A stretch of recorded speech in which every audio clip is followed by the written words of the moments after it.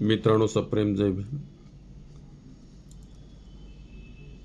संपूर्ण कलिंग भूमी सैनिकांच्या शवाने आर्तचित्कार, हाहाकार आणि करुण आर्तनाद पाहून सम्राट अशोक प्रथमतच भयभीत झाले होते.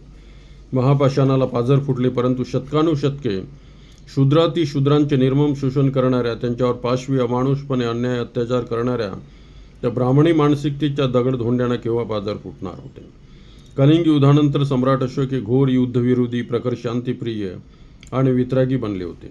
पाटलीपुत्र येथील निग्रोध या बालकाने बालपणापासूनच बौद्ध धर्माची प्रवज्जा ग्रहण केली होती. स्थवीर महावरुण यांच्याकडून ते श्रमण झाले होते. कलिंग युद्धानंतर अचानक ते एक दिवस पाटलीपुत्राची परिक्रमा करण्यासाठी आले आणि सम्राट अशोक यांच्या राजमहालासमोर उभे राहून बुद्धं शरणं गच्छामी, धम्मं शरणं गच्छामी, संघं शरणं गच्छामीचा उद्घोष अत्यंत शांतपणे शिस्तबद्ध पद्धतीने करताना सम्राट अशोकांनी त्यांना बघितले आणि त्याच्याशी विस्तृत चर्चा केली. भगवान बुद्ध आणि त्यांच्या धम्माविषयी ऐकून सम्राट अशोक अधिक प्रभावित झाले.